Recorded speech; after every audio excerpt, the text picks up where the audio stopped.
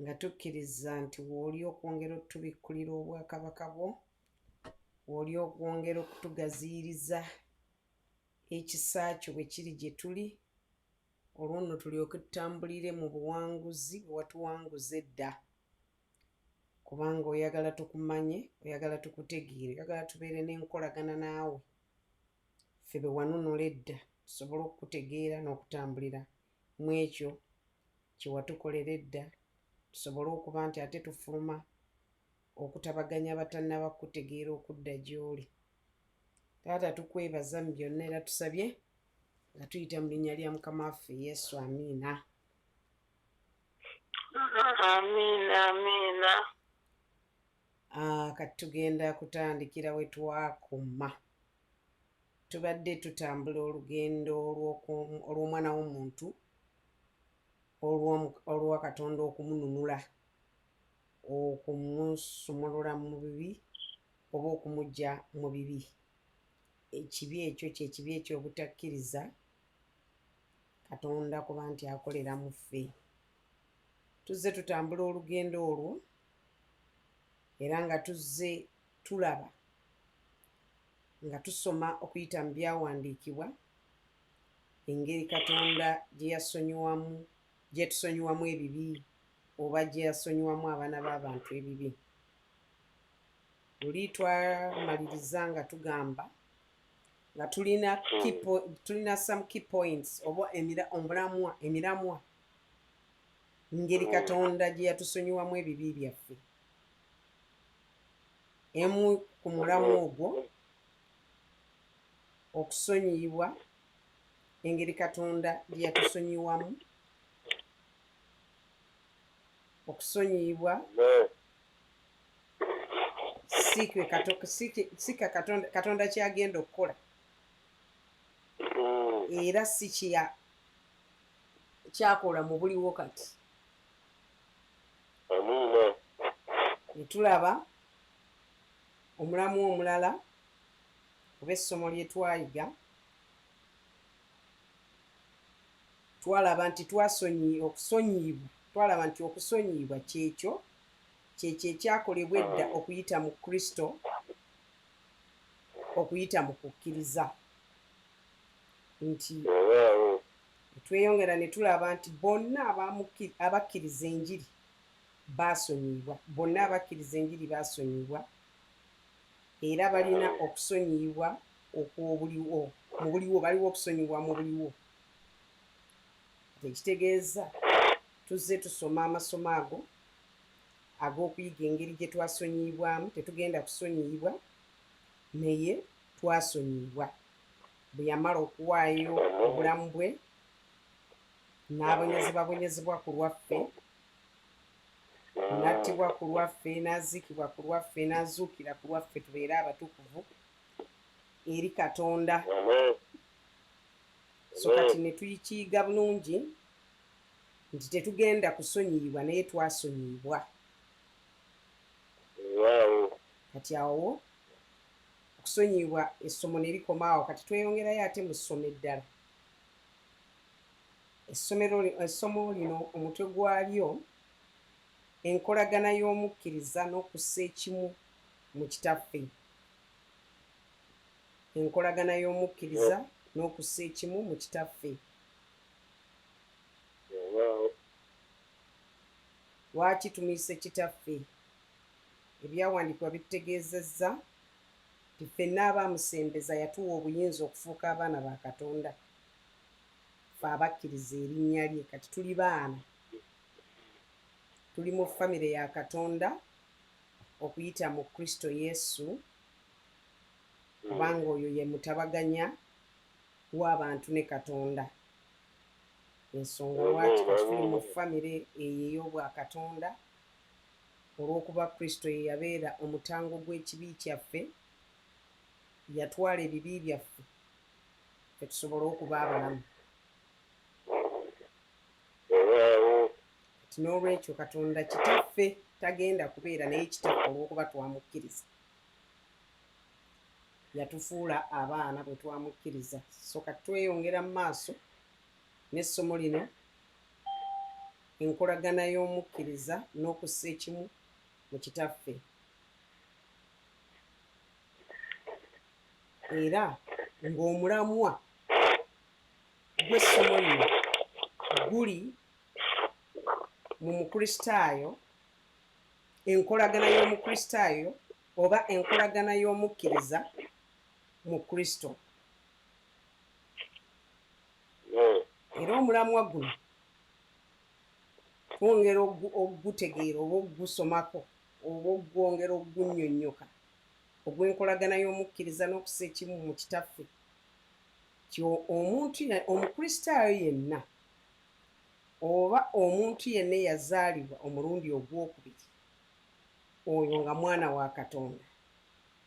Ensonga ddala esinga obukulu emutwala mu kkanisa y'enkolagana, aba ayagala kufuna enkolagana ennuŋŋamu mu kitaffe. Kubanga mu nsi yonna abantu banoonya oba tunoonya enkolagana oba okusinza Katonda ono gwe tutamanyi atategeerekeka. Naye ng'ate ffe eri abaamukkiriza kutegeera ajja, kubanga ye atwebukulira n'aleeta okutegeera gye tuli. Naye ng'ensi yonna yeeba enoonya Katonda, eyagala kumanya Katonda. Kubanga munda mu mutima gw'omuntu mulimu okuyaayaana okw'okwagala okumanya Katonda oba ennyonta. Kati ng'abantu mu nsi muno banoonya ebintu, nga balowooza banoonya bintu naye baba banoonya Katonda, kubanga awo Katonda waali taliiwo. Waliwo ebbanga ddene okuggyako ng'omuntu amaze okumukkiriza n'alyoka atuula awo omuntu wayaayaanira okuba nti Katonda w'alina okutuula. Bwe tusoma tugenda kusomako mu Yokaana essuula esooka olunyiriri olwa 45. Yokaana essuula esooka olunyiriri lwa 45. Firipo n'alaba Nassanayiri n'amugamba nti, tulabye oyo Musa gwe yawandiikako mu mateeka n'ennabbi, Yesu omwana wa Yusufu ow'e Nazaaleesi. Yokaana wuno ategeeza nti Firipo asanga Nassanayiri amugamba nti tufunye oyo Musa gwe yayogerako mu mateeka ne mu bunnabbi, oyo Yesu Omunnazaaleesi, mutabani wa Yusufu.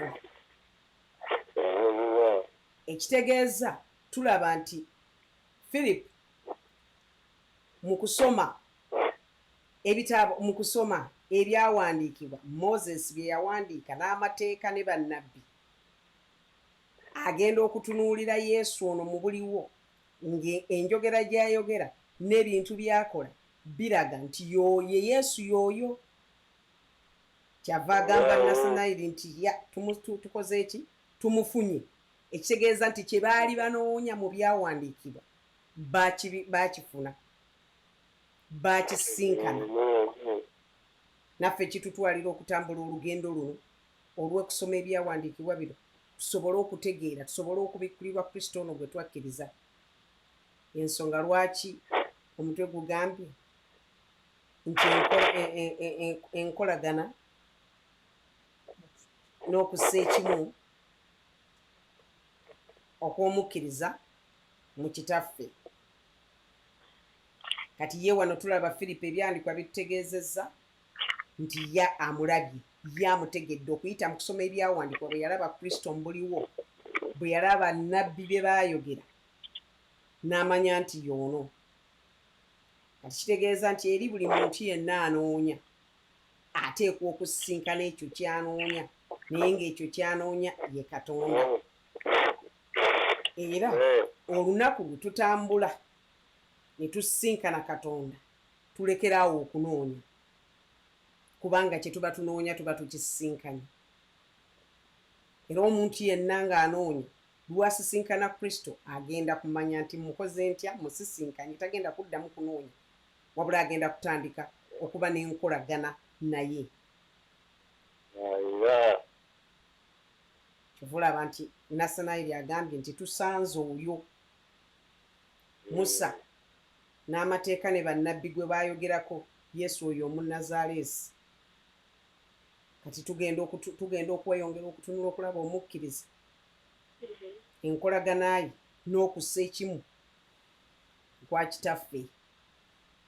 Tugenda kusomako mu Yokaana, ebbaluwa ya Yokaana esooka essuula 1 olunyiriri olwokusatu, tujja kusoma n'olwomukaaga n'olwomusanvu. Katusooke n'olwokusatu. Yokaana essuula esooka Yokaana ebbaluwa ya Yokaana esooka essuula 1 olunyiriri olwokusatu. Kye twalaba ne tuwulira kye tubabuulira nammwe mulyoke musse ekimu naffe, era naye okussa ekimu kwaffe kuli ne Kitaffe era n'Omwana we Yesu Kristo. Agambye nti kye twalaba, Yokaana awandiisa agambye nti kye twalaba era kye twawulira kye tubabuulira nammwe mulyoke musse ekimu naffe. Ekyo kye baalaba, ekyo kye bakubanga Yokaana y'omu ku batume abaali ne Yesu mu abo 12. Kati awandiika ebbaluwa otukakasa n'okutumanyisa okussa ekimu mu Katonda mu Kristo. Ekyo kye twalaba era kye twawulira kye tubabuulira nammwe mulyoke musse ekimu naffe, era naye okussa ekimu kwaffe okuli mu Kitaffe n'eri Omwana we Kristo Yesu. Olw'omukaaga. Bwe twogera nga tussa kimu naye ne tutambulira mu kizikiza, tulimba ne tutakola mazima. Bwe twogera nti tussa kimu naye ne tutambulira mu kizikiza, tulimba, tetukola mazima. Bwe twogera nti tussa kimu, tuli ku kigambo okussa ekimu, enkolagana y'omukkiriza ne okussa ekimu mu Kitaffe okuyita mu Mwana Yesu Kristo. Ekyo kye tuyigako olwaleero oba kye tusomako olwaleero, olunyiriri olw'omusanvu. Naye bwe tutambulira mu musana nga ye bw'ali mu musana, tussa kimu ffekka ne ffekka. N'omusaayi gwa Yesu omwana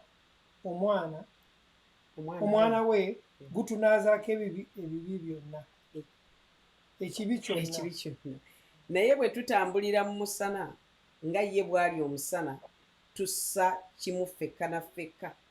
N'omusaayi gwa Yesu omwana we gutunaazaako ekibi kyonna.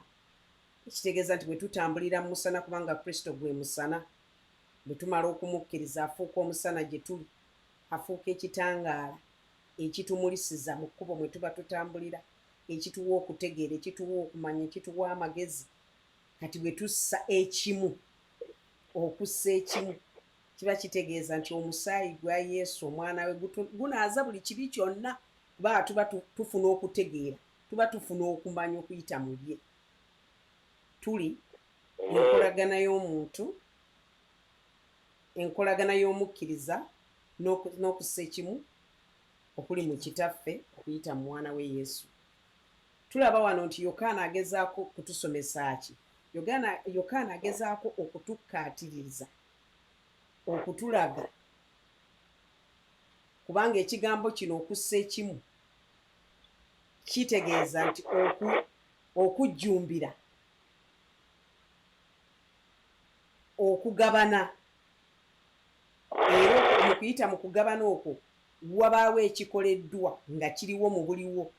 Kiba kitegeeza tulina okukkiriziganya mu ekyo mu kuyita mu kugabana, mu kuyita mu kujjumbira. Olwo tufuna ekyokussa ekimu mu Kitaffe.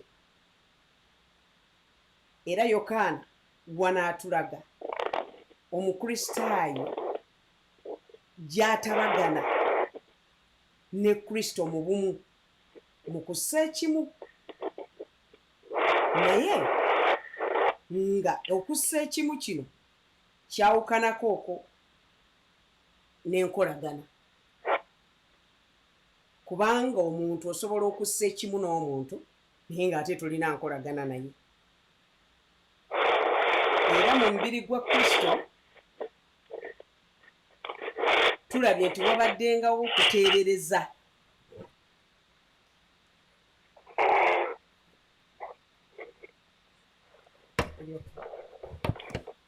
Nti mu mubiri gwa Kristo wabaddewo okuteebereza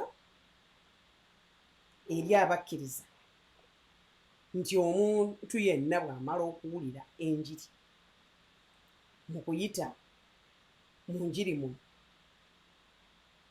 wabeerawo enkolagana ey'okwenyumiriza mu kussa ekimu kino okw'Omwoyo Omutukuvu, okussa ekimu mu Kitaffe n'Omwana. Naye awo tubeera tutaddewo embeera etali nnuŋŋamu, kubanga nga bwe mbagambye nti okussa ekimu kwawukanako n'enkolagana. Omuntu asobola okussa ekimu naawe naye ng'ate talina nkolagana naawe. Kati okwewala ekintu ekifaanana bwe kityo, obuteekubya pressure n'okubanga oba okulowoolereza, kyekiva kyetaagisa okumanya essomo lino ery'okwezuula mu Kristo. Omukkiriza oba Omukristaayo okwezuula mu Kristo, kubanga kino kijja tuyamba okubanga tufuna okubikkulirwa kwa Kristo kuno, kubanga mu kubikkulirwa Kristo ono Omukristaayo mweyezuulira ba mwabikkulirwa kikyali mu Kristo. Bw'amala okwezuula mu Kristo ne yeeraba mu Kristo, kiba kitegeeza yeezudde. Amiina abooluganda? Kubanga awatali omuntu yenna bw'ateemanya mu Kristo aba ali wabweru wa kubula. Nti omukkiriza alina okwemanya kikyali mu Kristo, kubanga bw'ateemanya abeera wabweru wa kubula, abeera teyeetegeera kikyali, abeera ali victim wa identity crisis, teyeetegeera, tamanyi kikyali, alina insecurities, buli kimu kimutawaanya kubanga teyeemanyi kikyali, naye ng'ate yakkiriza naye tanneetegeera oyo gwe yakkiriza y'ani, era oyo gwe yakkiriza kiki yamukolera, era miganyulo ki gy'alina mu oyo gwe yakkiriza. Kati bw'ateezuula mu nkola efaanana bw'etyo, aba abuzibwabuzibwa, aba abula.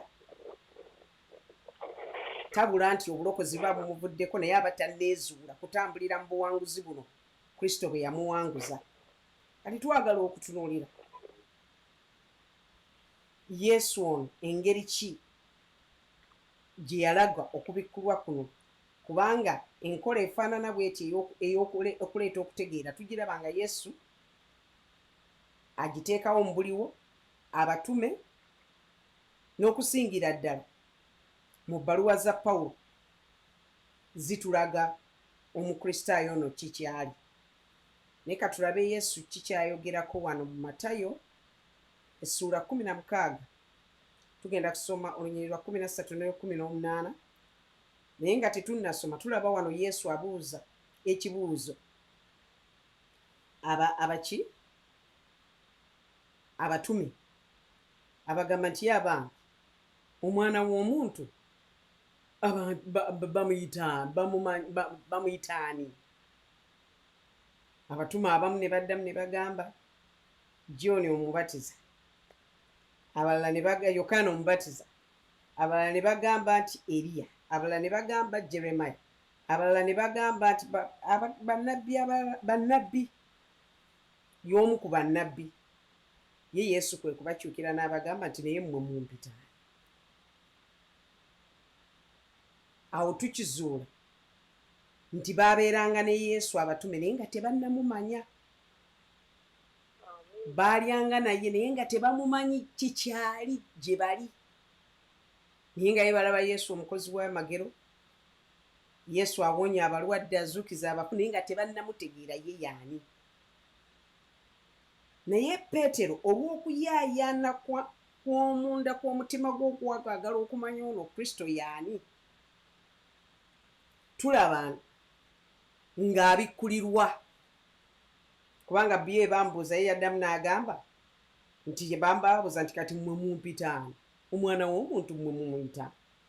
N'agamba nti ggwe. Tugenda kusomawo. Tugende tusomawo. Tusoma mu Matayo 16 okuva ku nnyolwa 13. Ngenda kusoma lumu. Awo Yesu bwe yajja ku njuyi z'e Kayisaali ekya Firipo, n'abuuza abayigirizwa be ng'abagamba nti, Omwana w'omuntu abantu bamuyita batya? Ne bagamba nti abalala bamuyita Yokaana Omubatiza, Yokaana Omubatiza, abalala nti Eriya, abalala nti Yeremiya oba omu ku bannabbi. N'abagamba nti naye mmwe mumpita mutya? Simoni Peetero n'addamu n'agamba nti ggwe Kristo, omwana wa Katonda omulamu. Labazeemu. Ggwe Kristo omwana wa Katonda omulamu. 17 Yesu n'addamu n'amugamba nti olina omukisa Simoni Bayona, kubanga omubiri n'omusaayi tekikubikkulirwa ekyo, wabula Kitange ali mu ggulu. Nange nkugamba nti ggwe Peetero, nange ndizimba ekkanisa yange ku lwazi luno, so n'emiryango gy'emagombe tegirigiyinza. Amiina. Peetero akibikkuliddwa okusinziira ku kuyaayaana kwe yalina mu mutima gwe. Abikkulirwa. Era Yesu amuddamu nti tekikubikkuliddwa mubiri na musaayi, wabula Kitange ow'omu ggulu yakoze atya? Yakikubikkulidde. Bwe tusoma olunyiriri olw'17, Yesu n'addamu n'abagamba nti olina omukisa Simoni Bayona, kubanga omubiri n'omusaayi tebikubikkulirwa ekyo, wabula kitegeere nti Kitange ali mu ggulu, wabula Kitange ali mu ggulu. Ekitegeeza omubiri n'omusaayi kitegeeza kyo. Omubiri n'omusaayi ye muntu, omuntu omulamba, kuba omuntu alina omubiri alina omusaayi ogutambula ogumufuula okuba omulamu. Nti ekyo si kyekyo. Ekitegeeza nti Yesu ono abikkulirwa bibikkulirwa omuntu okumutegeera. Kyenavudde mbagamba lulinga tutandika nti omuntu abeera n'okuyaayaana okwagala okumanya Katonda, naye okumanya okwo bw'asisinkana Yesu, okunoonya kwe mu ngeri y'okunoonya, aba amaze okutuuka olwo n'atandika okutambula olugendo olw'enkolagana ne Katonda. Era nga tuli ku kintu kimu, enkolagana y'omuntu n'okussa ekimu, enkolagana y'omukkiriza n'okussa ekimu mu Katonda, mu Kitaffe, mu Mwana we Yesu Kristo. Kati tuyiga engeri y'okussa ekimu n'enkolagana. Kati gye tuliko, gye tukola ki, gye tuyiga. Kati wano bwe tusomye mu Matayo 16, 13, 14, 15, 16, 17, tulaba nti abayigiriza baali tebamumanyi wadde baali naye, naye nga tebamutegeera. Naffe kitulaga nti tutambula mu nsi muno, tutambula mu bulokozi muno, tubeera mu kkanisa muno, naye nga Kristo ono tetumutegeeranga. Tulaba bulabi Kristo akola amagero, tussa kimu n'ebyo byakola, tussa kimu n'okusonyiwa kw'ebibi byaffe, naye okuba n'enkolagana naye, awo ng'eyo levu tetunnagiyingiramu. kati kyekikugwanira omukristaayo okuba nti omanya oba omukkiriza omanya gwe wakkiriza ono n'olyoka otambulira mu buwanguzi bwe yakuwanguzisa. Tulabye wano nga Peetero Yesu akimubikkuliddwa, Mukama akimulaga nti si mubiri na musaayi wabula Kitange ow'omu ggulu yakikubikkulidde. So Kristo babikkulirwa mu bikkuliro. Tosobola kumanya Kristo n'amagezi go ga buntu. Abantu bangi nnyo basoma Bayibuli eno era nga bagirina mu mutwe naye nga tebagibikkulirwanga. Lwaki? Kubanga nga bwe tujja tusoma tulaba nti ekitabo kino ekya Bayibuli kyekulungulira ku muntu gwe bayita Kristo. Okuva ku lubereberye paka ku bikkulirwa kitulaga Kristo ono. Naye ng'ate mu Kristo ono lyekkubo n'amazima n'obulamu. Ffe abamukkiriza mwe twayingira nti bwe twayingira mu kkubo eryo n'amazima, kuba ye lyekkubo ge mazima, ye bwe bulamu. Bwe twayingira mu bulamu obwo kati tulina okubikkulirwa ne tumutegeera. Kyova olaba nti Pawulo mu ssaala ze zonna zasaba kuyita mu mabaluwa ago ng'awandiikira Abafiripi, Abakolinso, Abakolosaayi, asaba ekintu kimu nti nsaba Katonda abikkule amaaso gammwe amulise mutegeere okutegeera, mubikkulirwe Kristo ono, mumutegeere, musobole okutambulira mu kutegeera okwo mu maanyi agatuzuukiza wamu naye bwe tuba tubikkulirwa era bwe tuba tutambulira. Amiina abooluganda. So kati kitegeeza nti bwe tusoma obusomi awatali kubikkulirwa tusigala tutwala ekyo nga bwe tukiraba, naye wabeerawo okubikkulwa kwa Kristo ono nti bwe tubikkulirwa nga omukkiriza oba weemanya. Twagala tweyongerewoko tulabe Peetero ono kyayagala ate naye okutusomesa. Tusoma ebbaluwa ya Peetero esooka essuula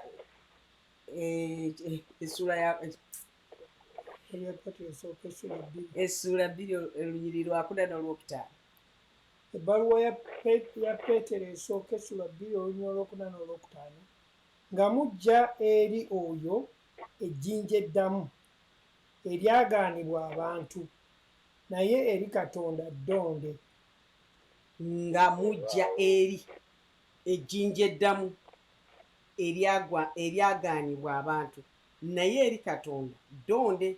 Lya muwendo mungi nnyo. Tugenda kulaba ki Peetero wano kyagezaako okutusomesa. Era nammwe ng'amayinja amalamu mwazimbibwa ennyumba ey'omwoyo okubeeranga bakabona abatuukuvu.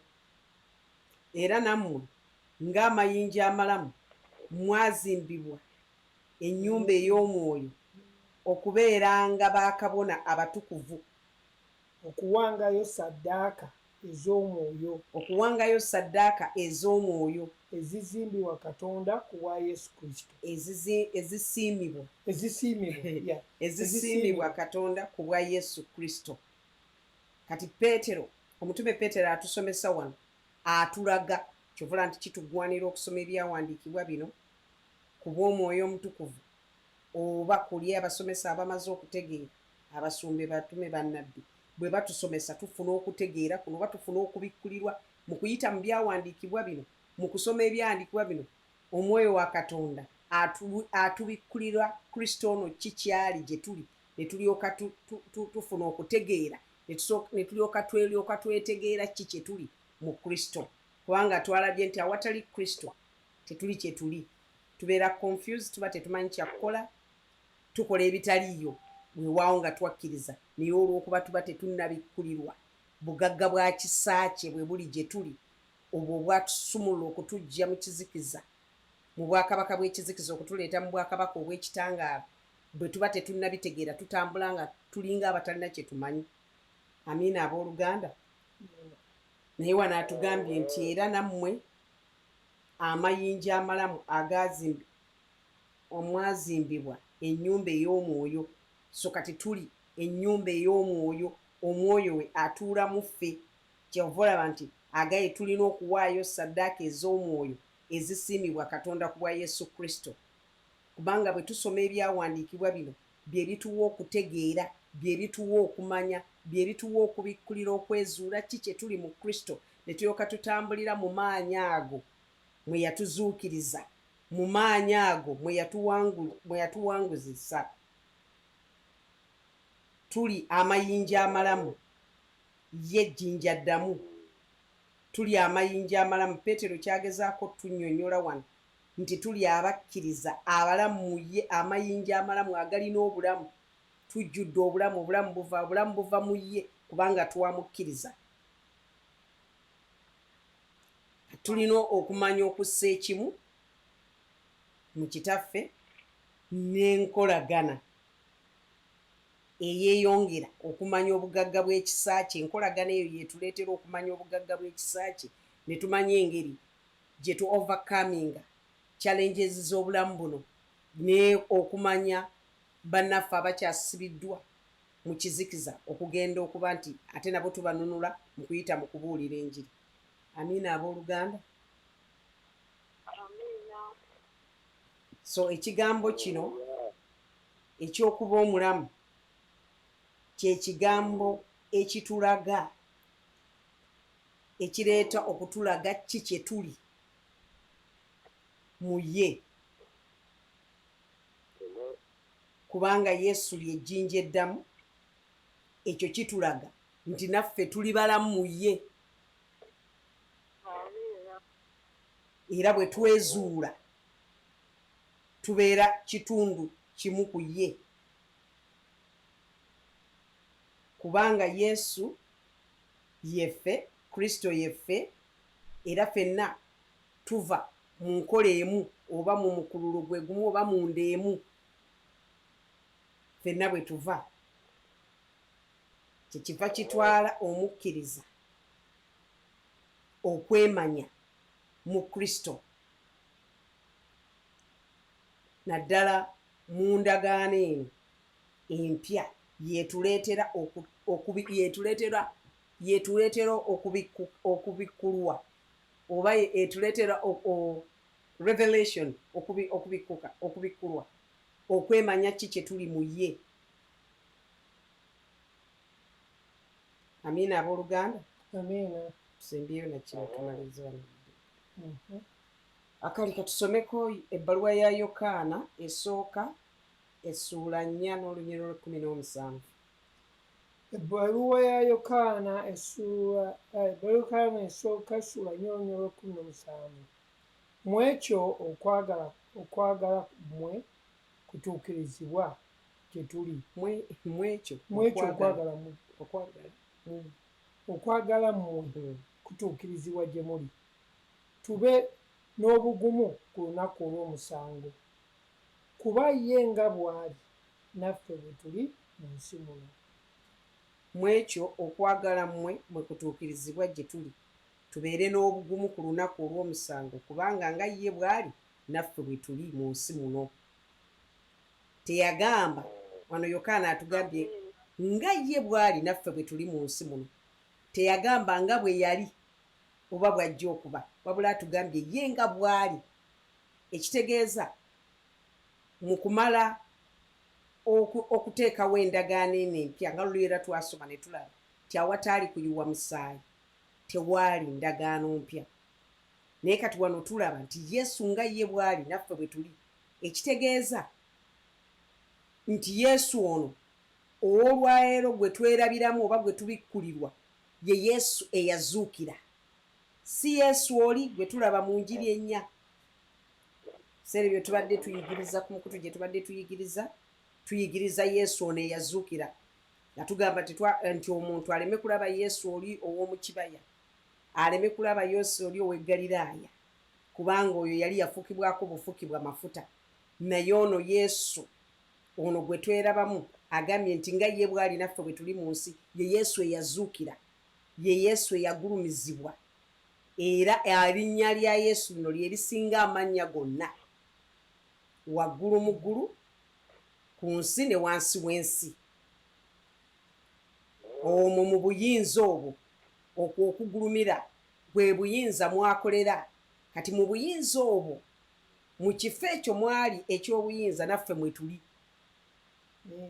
bayibuli egaye nga ye bw'ali naffe bwe tuli mu ndowooza omwo mwalowooleza mu ndowooza omwo mwakolera mu ndowooza omwo yatuwanguza jjukira nti okujja kwe yajja okutabaganya omuntu eri Katonda Kristo ye mutabaganya yayimiridde wakati ne Katonda yatabaganya abantu ye mutabaganya lyekkubo lye tuyitamu okutuuka ye Yesu lyekkubo n'amazima n'obulamu